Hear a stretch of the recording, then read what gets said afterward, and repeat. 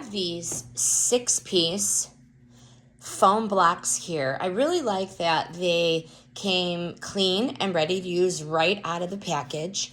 They are quick soak. They don't crumble, so they absorb water fast and evenly without crumbling apart, which is really going to be good for those fresh and artificial arrangements.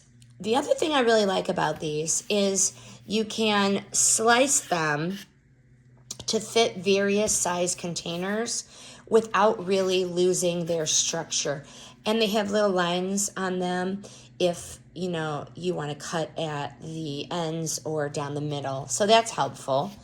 They are going to work great both wet and dry. So you can use them wet for live flowers or dry for artificial stems, which are also going to secure with these. There's reliable water retention. So if you're using these for live flowers, that means they will stay hydrated for days without wilting and without dried edges. These are neat and these are professional.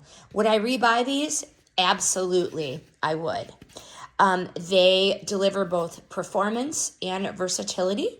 Whether you're arranging live or artificial flowers, these are really going to help with your creative DIY.